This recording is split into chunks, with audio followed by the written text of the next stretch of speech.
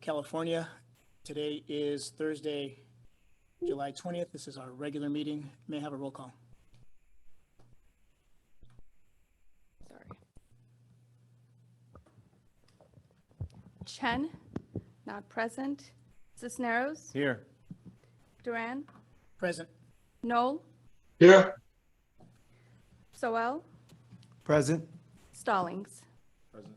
You have a quorum. Thank you, Madam Secretary. Just as a reminder to folks who are joining us virtually, this meeting is being recorded. Next on our agenda is a call for public comment. State Bar staff will attempt to call members of the public in the order that they appear in the attendee pool. If you're participating by Zoom video, you should have a function for virtually raising your hand at the bottom of your taskbar. Please do so, and to alert State Bar staff that you wish to address the Executive Committee. Again, we will call folks in the order that they make their way into the pool.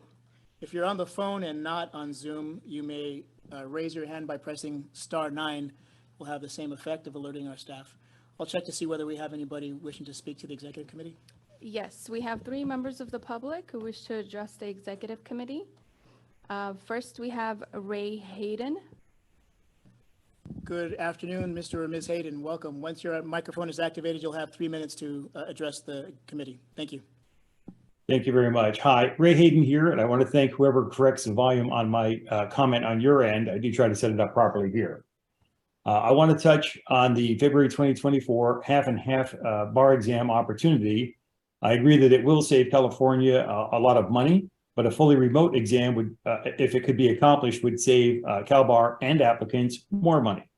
While accommodations for those who require such will still be needed, the cost savings will be substantially higher for a fully remote exam, even taking into account when those who require testing accommodations must be in person. A completely remote exam, except as noted above, will allow the most substantial savings to CalBar and for many of us who drive or who have to travel long distances to participate. While the MPRE allows us to take the exam where we live, the MBE does not. Instead of driving to Tampa, Florida, I must fly to California for the MBE, then return on a red-eye flight and sit for the remote written. To travel to or within California is a substantial expense for the MBE, which the NCDE and IAALS both determined was invalid. This is evidenced by their not including it on the next-gen bar exam. New topic, the future of the California bar admissions process. The Blue Ribbon Commission failed to recommend an alternative pathway to licensure, but I am certain that a number of viable considerations exist.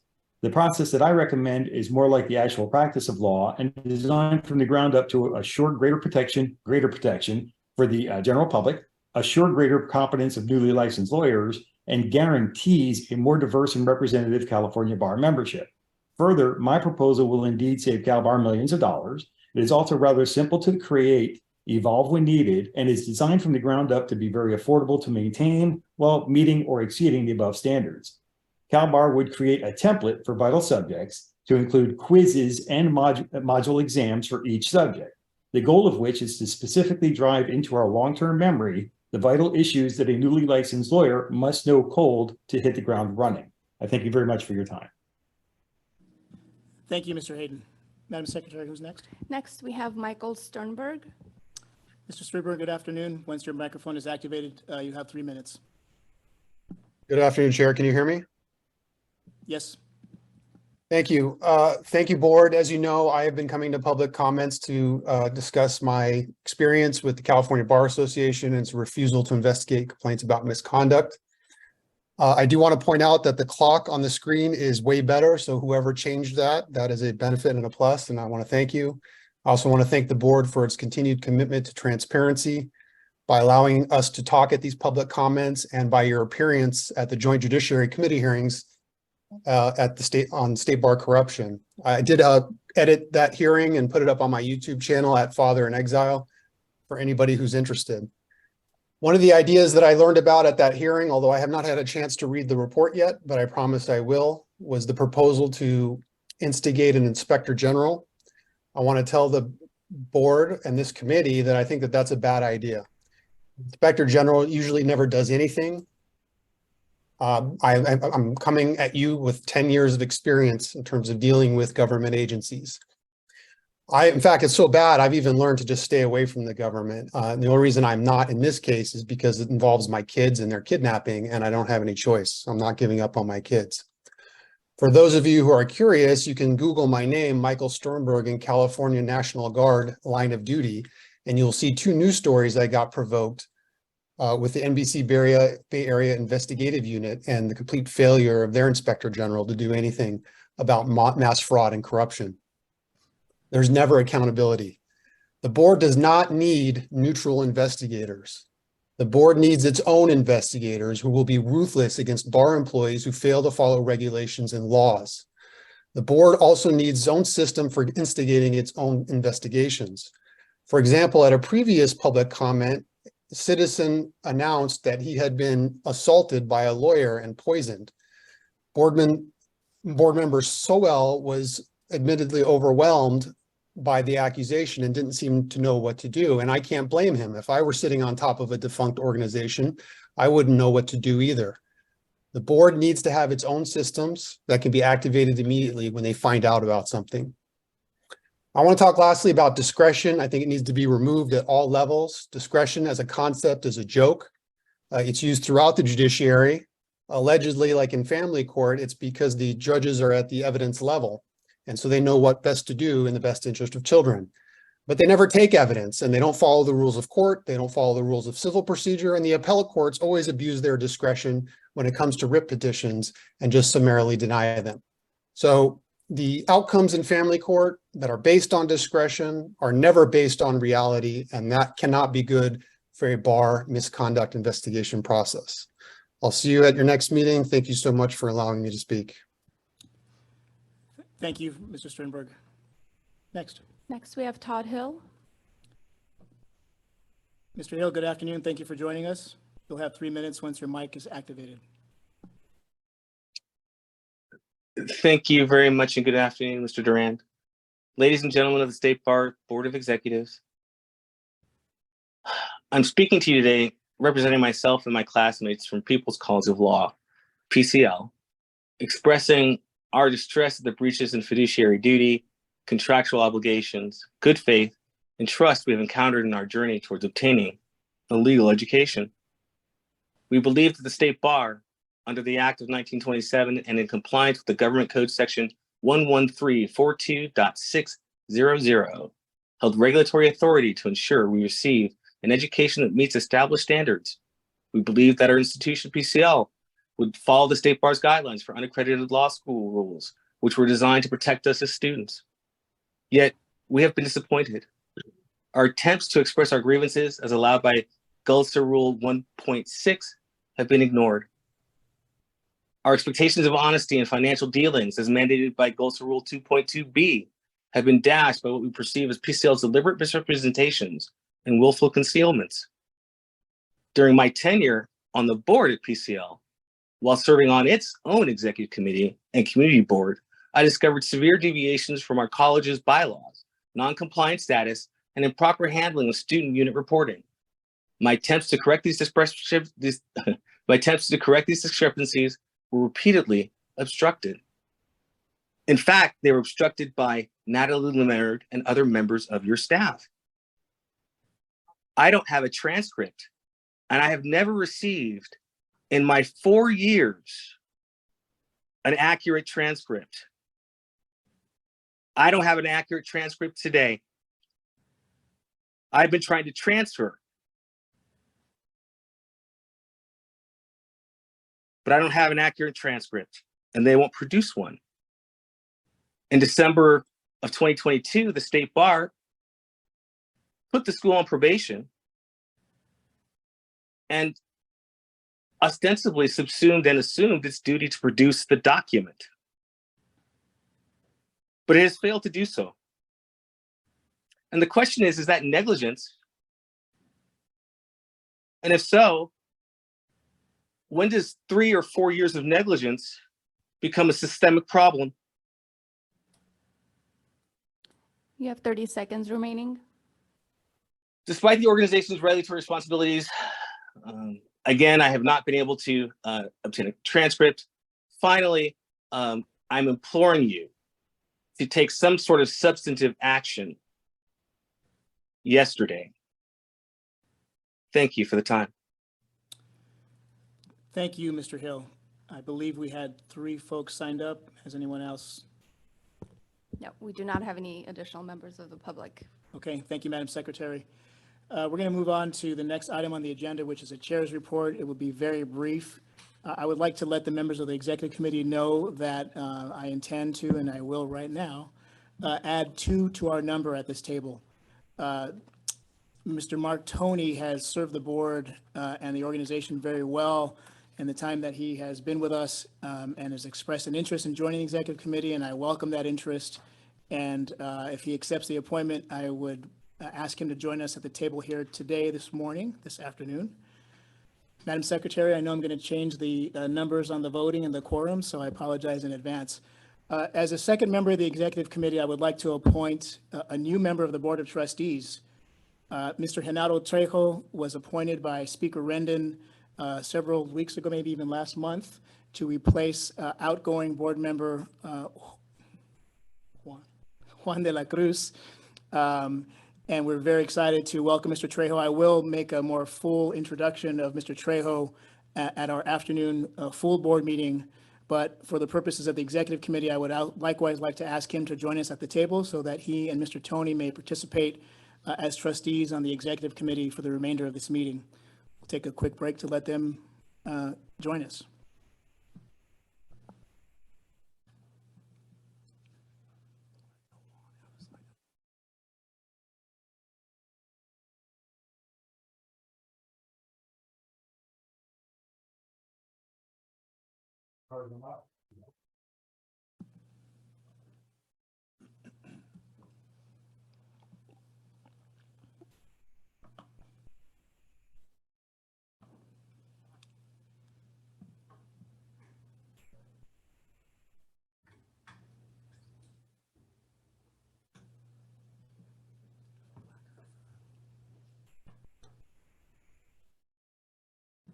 Welcome, gentlemen. Good afternoon.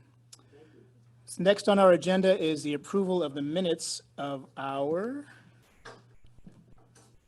May 18th, 2023 open session. Are there any additions, corrections, or edits to make to the minutes? Seeing none, may I have a motion to approve as presented? So moved.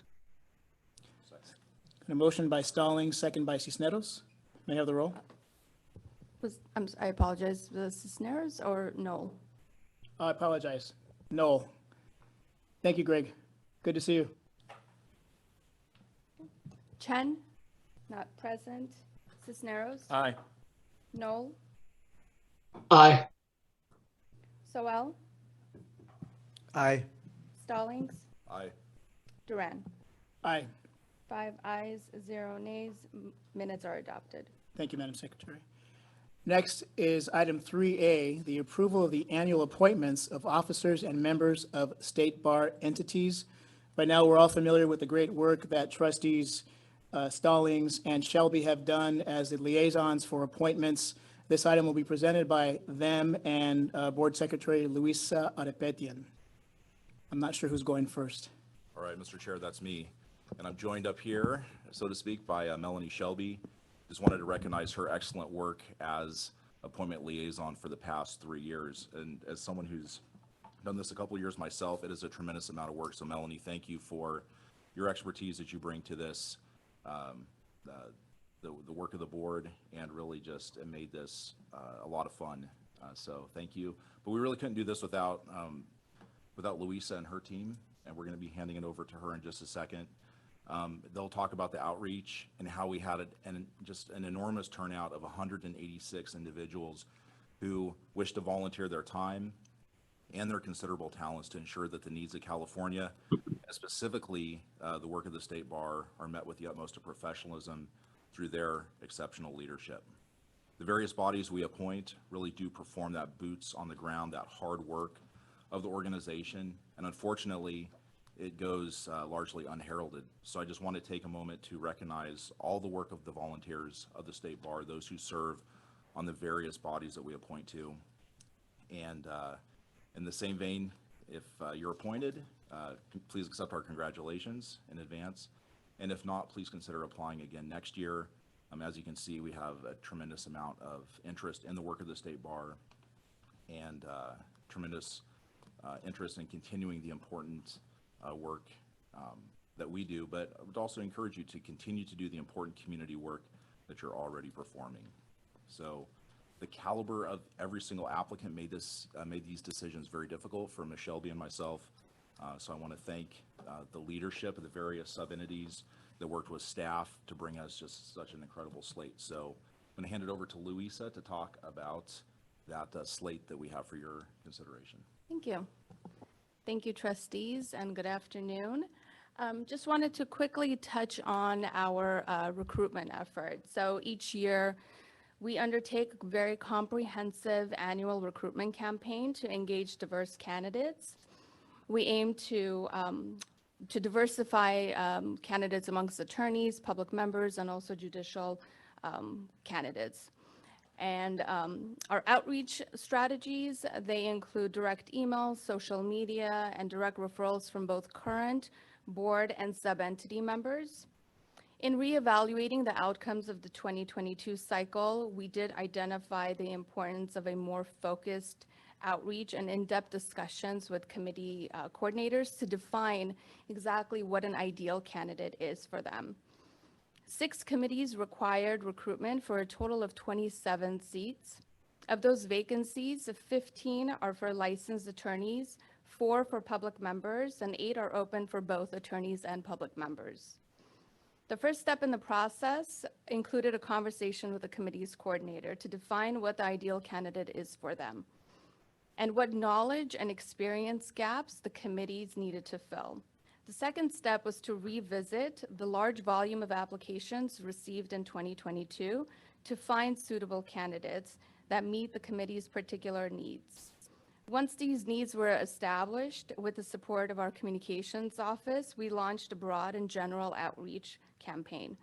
This included emailing interested parties, social media posts on all of the State Bar's platforms, issuing a press release, and inviting current board and committee members, as well as Jenny alumni, to share these opportunities with their networks. For attorney-specific openings, we sent a newsletter to all licensees and contacted several groups, including the California Lawyers Association, Affinity Bar Associations, and the Judicial Council of California. For non-attorney openings, we share the opportunities with various civic organizations and through a paid social campaign.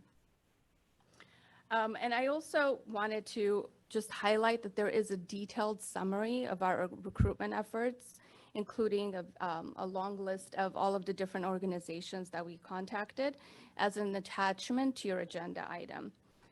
As Vice Chair Stallings mentioned, in total, we received 186 applications for the 27 seats, 100 from attorneys, 79 from public members, and 7 from current and former judicial applicants. 11 of those seats are for the Jenny Commission, and the candidates recommended for appointment today will increase the ratio of public members from 13% to 18%. And all available public member slots permitted under the current rules would be filled. And just wanted to also highlight one important observation that we noticed, that there is a significant imbalance in the geographic diversity. The majority of the committee members, both existing and those recommended for appointment, are based in urban areas, making up 88% of the total, leaving only 9% and 3% representation from suburban and rural areas, respectively.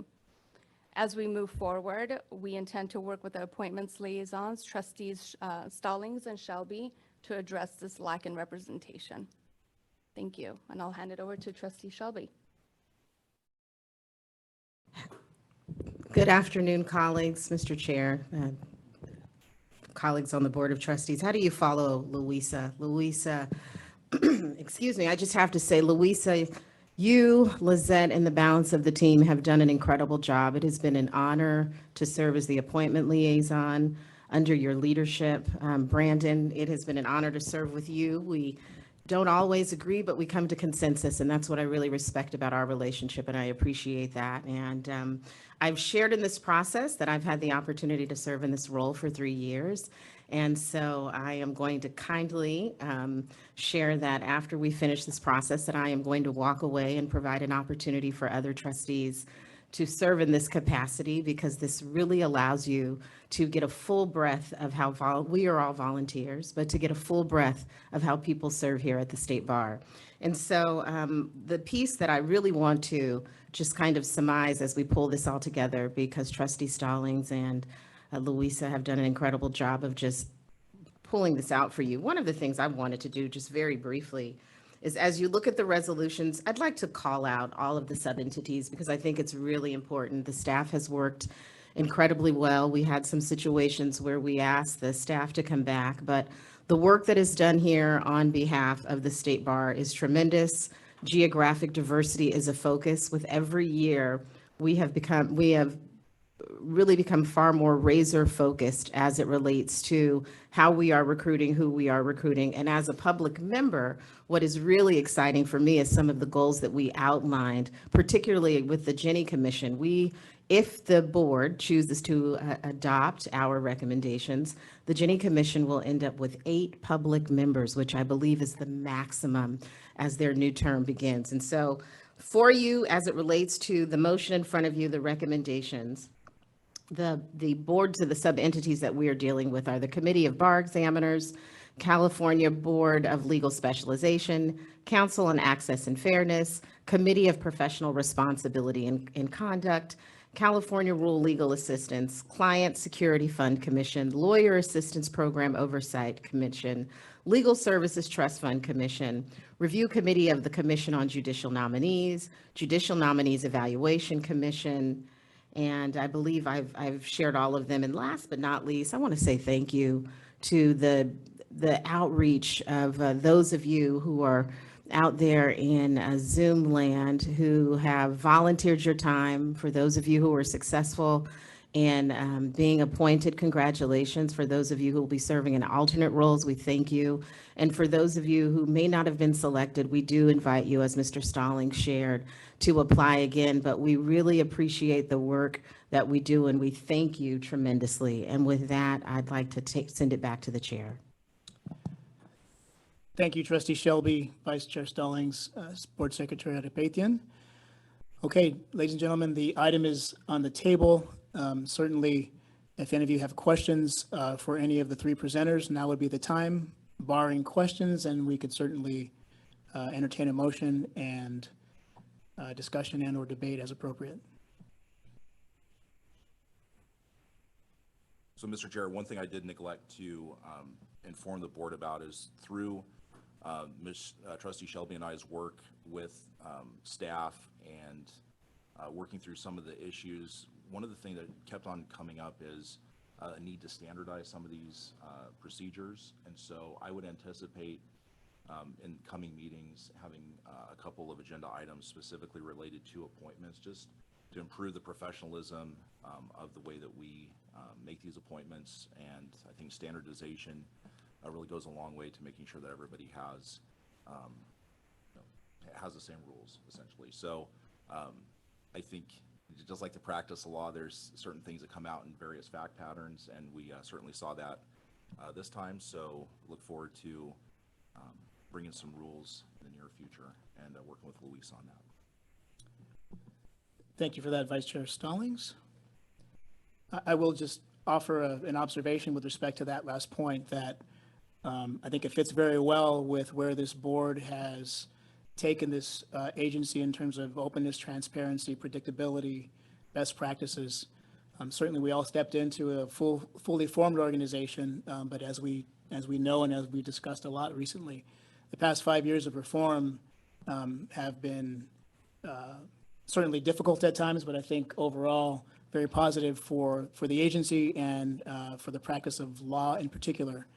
I don't want to overtake the debate, so I'll take a pause there to let members of the executive committee comment or question as they would like.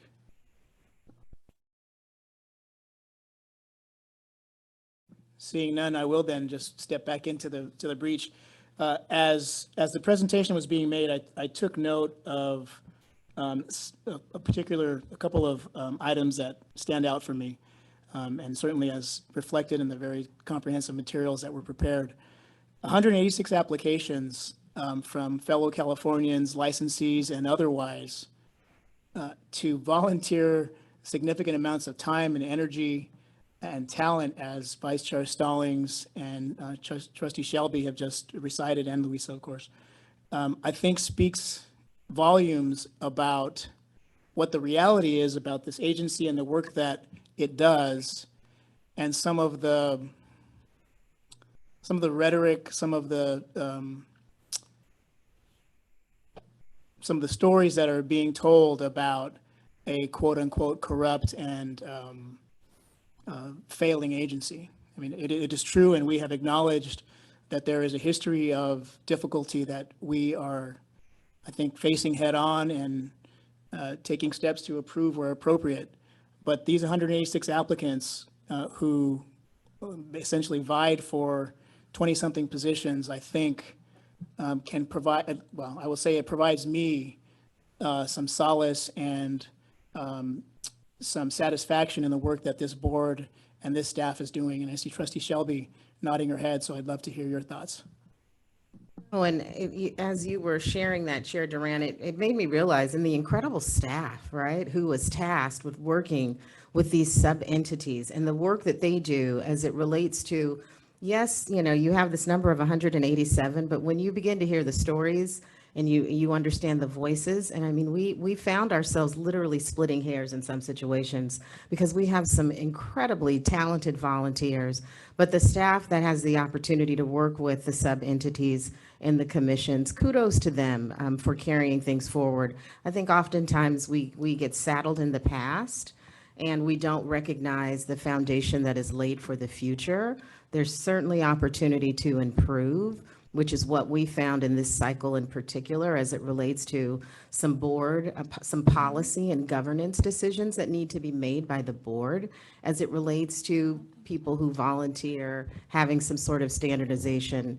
But I would be remiss if I didn't also recognize the staff that really handles the day-to-day aspect of ensuring that the sub-entities and the commissions move forward. So thank you to them.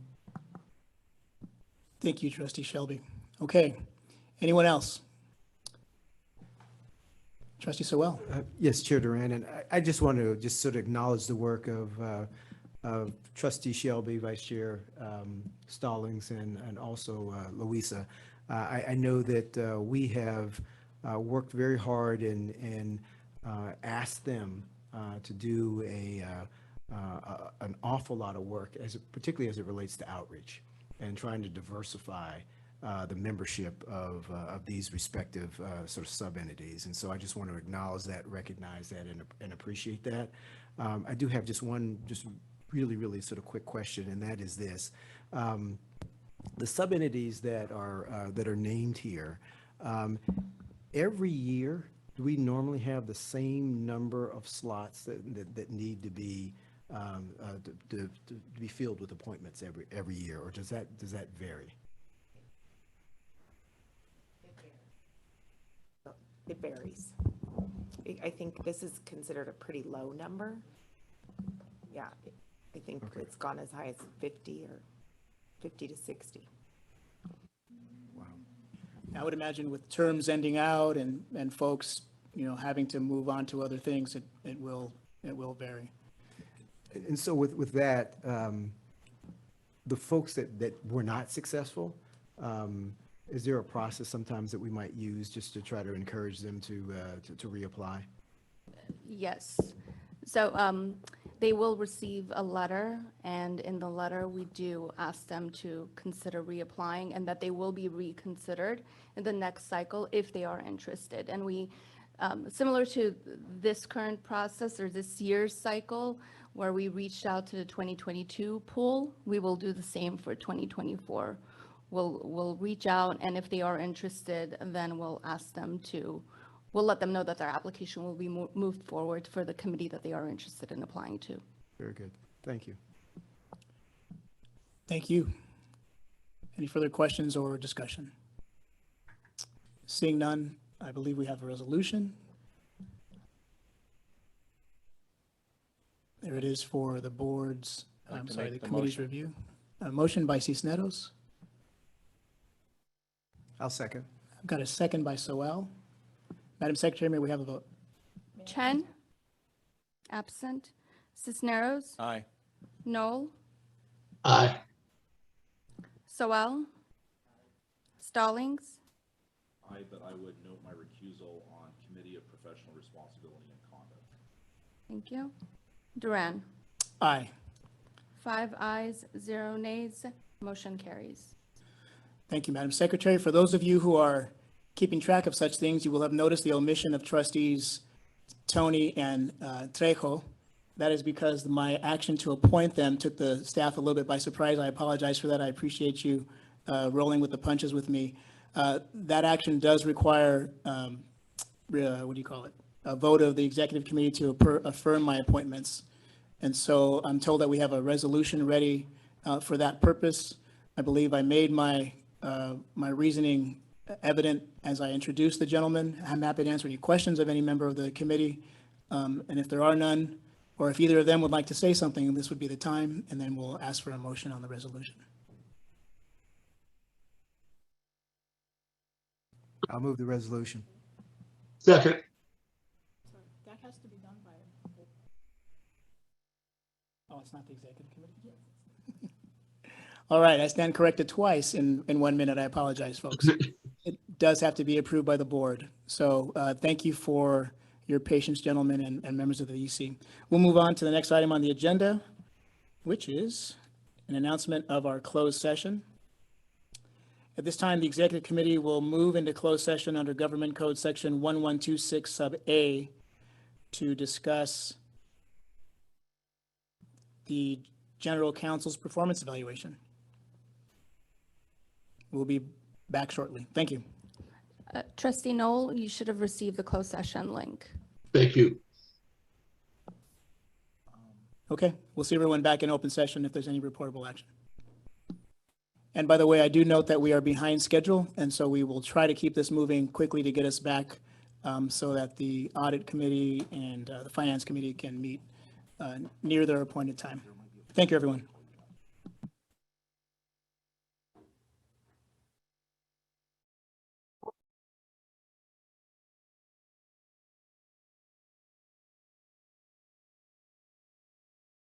In closed session to consider the item that is listed on the agenda. There was no reportable action, but direction given to staff.